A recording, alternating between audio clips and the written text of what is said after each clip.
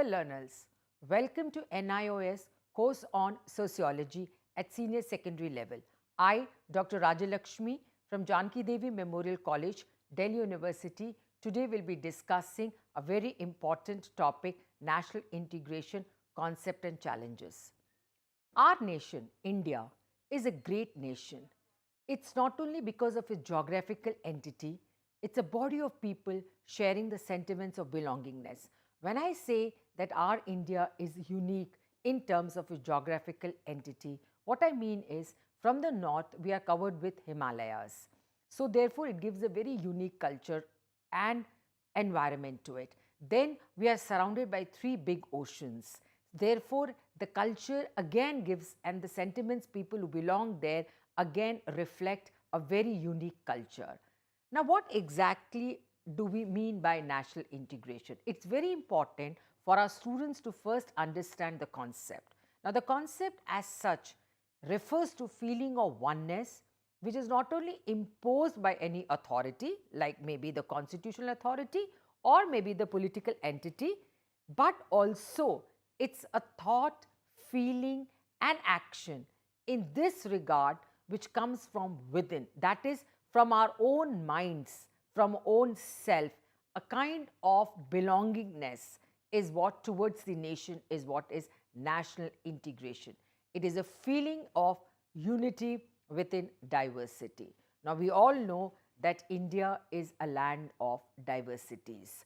Now, if we actually look at the whole concept, how it started during the history or before we gained independence, we could say that roughly when the kings ruled, one of the greatest kings which almost covered the entire India, I would say almost, not the entire India, but majority of India, was great Ashoka the emperor. He tried uniting India geographically. While uniting that geographically, he also kept in mind that people do follow the same kind of unity in terms of their approach, sentiments, religious, cultural aspects. So, therefore, he tried constructing many smaller kingdoms into one.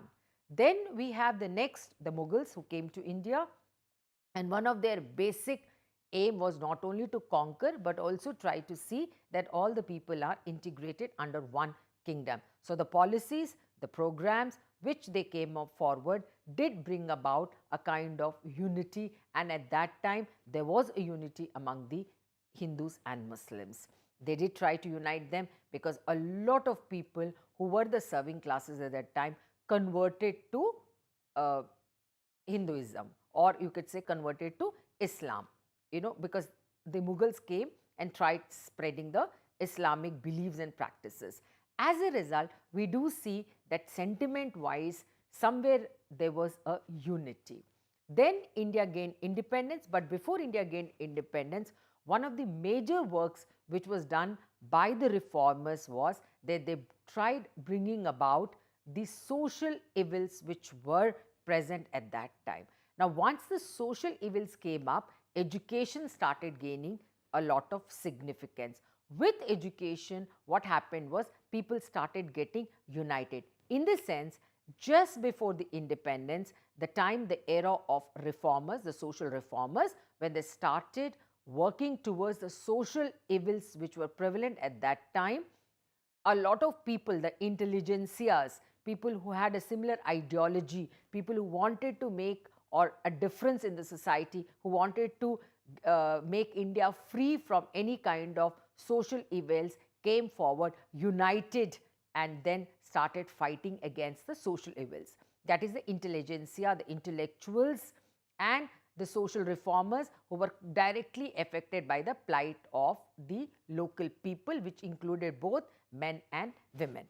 Then there came the era of Britishers, when they started looking at India as a market for their raw materials, and they wanted to see India as their place where they could spread their ideas. So, therefore, they also started concentrating on education, and in turn, in order to bring the various parts of India as one subcontinent, geographically they were all united. In the sense, with the help of railways, the different states were united.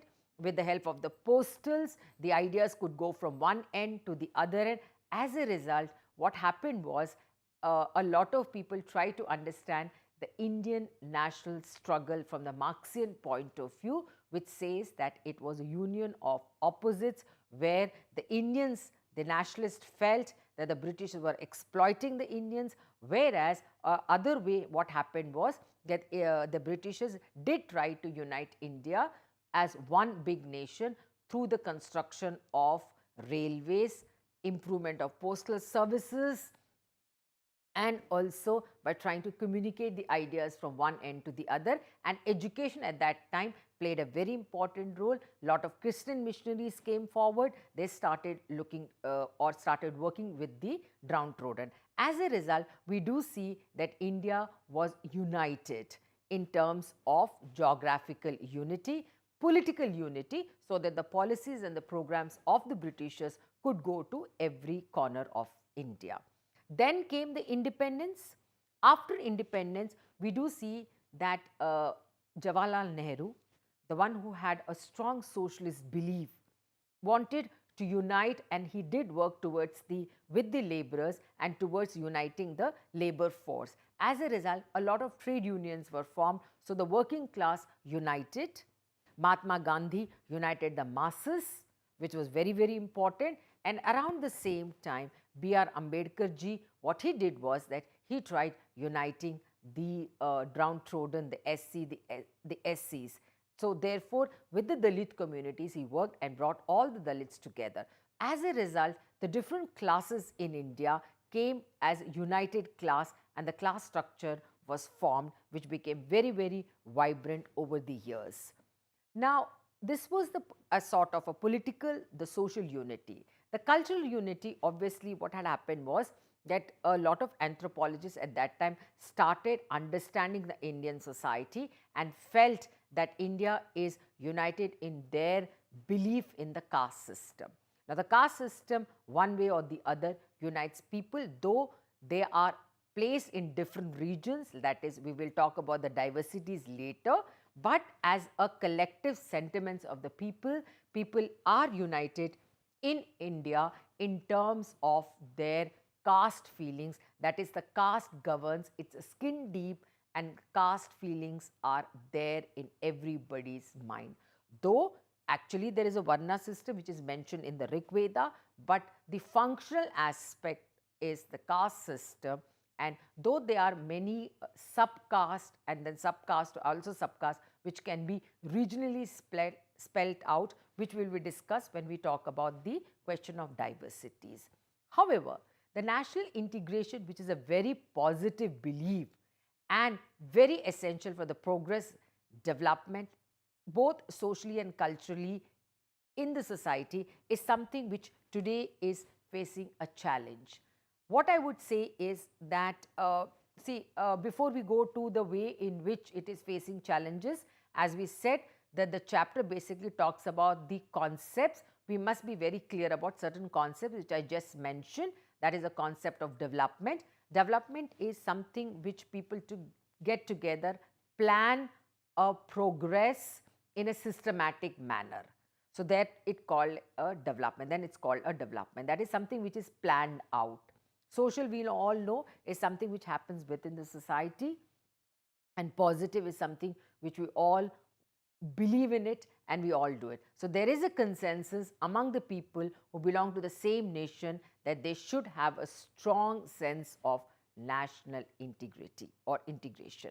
However, as I said, that today in the contemporary India, we are facing a lot of challenges. Challenges would mean that there are negative forces which are acting. So we have the positive forces on one side, we have the negative forces. So we need to first understand what exactly are these negative forces which are acting as a challenge to our nation. One is, of course, extremism. That is, some sections of the society, it is very difficult to name, because India is a land of, to begin with, 8 religions. Now some religions have gone out of India, but at one point of time, India was a land of 8 religions. To name: Hinduism, Christianity, Islam, Sikhism, Buddhism, Jainism, Zoroastrianism, and we also have a community which is referred to as Parsis community. However, all these have an extreme, some of these religious groups are very extreme in thought process, that what happens is in a multi-religious and multicultural society like ours, sometimes instead of uniting, there are incidences where people tend to develop extreme feeling of fundamentalism, which can cause conflict in the society. Now, this conflict sometimes sociologists say is positive and it's essential for change, but sometimes it may lead to a certain kind of disunity which may harm the other society as a whole or a nation as a whole. Terrorism. Now, terrorism again is something which is very, very difficult to actually understand, because a terrorist could be a terrorist one group or maybe a national leader for the other group. The group to which he belongs, to the nation, the son of the soil for which he is fighting, for him he could be a freedom fighter, but for the others against whom he is fighting could be a terrorist. But however, in India, in the recent past, we are facing a lot of terrorism, or rather you can say terrorist sentiments, which could lead to a very, very harmful thing for the nation as a whole. Now, if you go according to different aspects which are becoming a challenge, is one challenge, one among them is regionalism. Now, what exactly is regionalism? Regionalism is a feeling of pride and loyalty that people belonging to one region have. That is the concept of sons of the soil. I am born into this region, I'm from this region, so therefore my region is better than the others. Sometimes this feeling creates a sense of ethnocentrism, which becomes very, very harmful in the long run. And when I say we, means we in the nation, in one nation, sometimes do feeling a very, very strong sense of we feeling in relation to our region. Now, in India, we have almost 29 states, and there are 7 union territory, which includes the national capital of Delhi, which is of course a semi-state, not a state in its full sense. Now, Telangana, as we all know, is the newest state in India, which was formed on 2nd June 2014 with Hyderabad as its capital. Now, Andhra Pradesh now has a new capital which is called Amaravati, and there's another capital which is Hyderabad region. Why am I mentioning this is mainly because with so many regions, so many geographical boundaries, each region has got its own culture, has got its own terminology, the kingship terminology and the kingship practices. To very broadly tell that in North, when we talk about the marriage rules, there are very, very excluding, that is, one should not get married within one's own exogamy. Village also says that one should not get married between the 7 generations from the father's side and from the, whereas if you go down south, nation is one, but if you go down south, there is cross cousin marriage and there is uncle and niece marriage also. And because of these differences in the kingship practices, what happens is the marriage rules are also different, the kingship terminology also is very different, so which makes that each region is unique.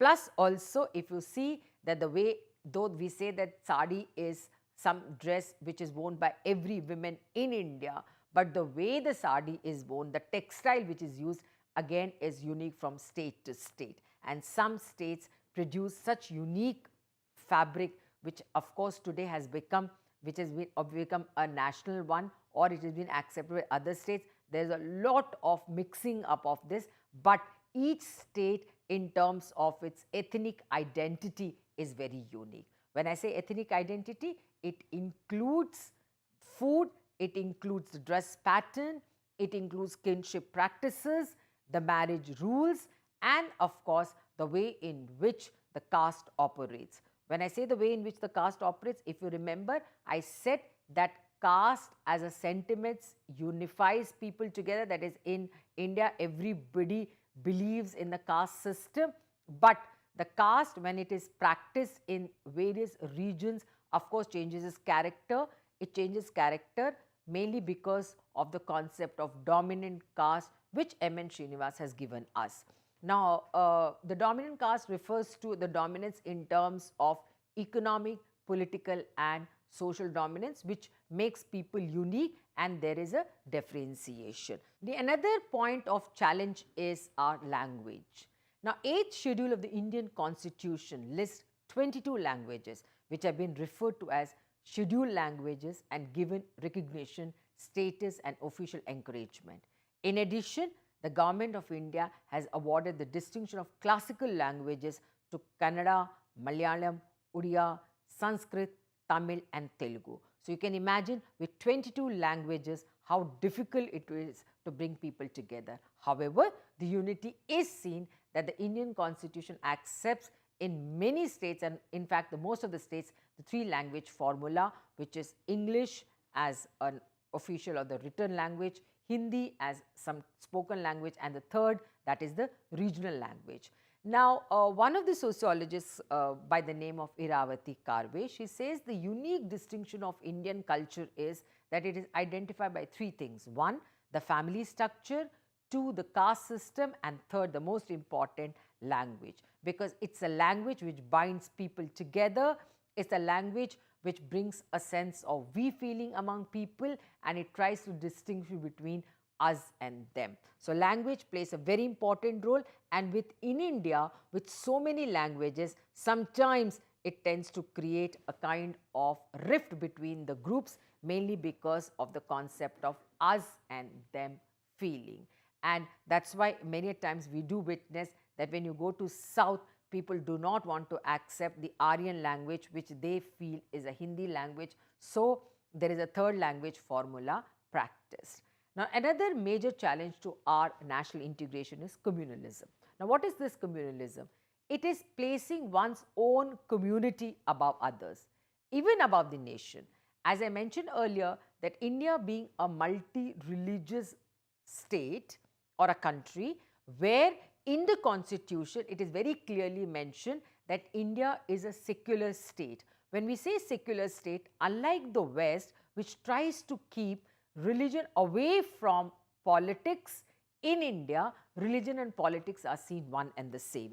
It's mainly because India has been a multi-religious, and India has a lot of invaders, invasions, and a lot of foreign people who came and ruled. So, for many years when India was ruled by the outsiders, the outsiders' influence were also seen, and many religions came up, and India became a host to multi-religious sentiments or people around us. And that brought about the major challenge to India in terms of communalism, which is people having a strong religious sentiments.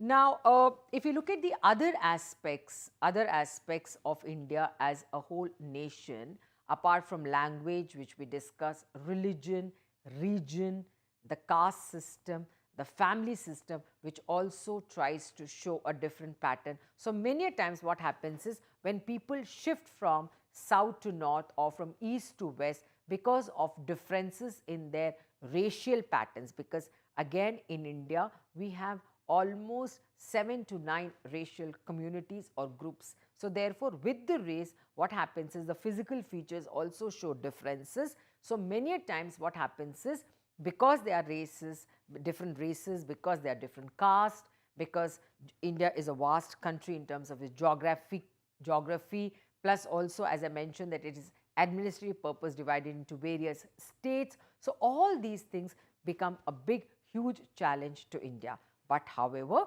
India with its one constitution, India with its directive principles, India with its fundamental rights has been showing a lot of unity among the people. So, India is a unique nation which hosts, I mean population wise, all of us know that it's one of the leading nations in the world in terms of its population. So, to keep all these people together is a big challenge. However, the challenges which of course internally it faces is being handled by the Planning Commission in terms of its programs and policies.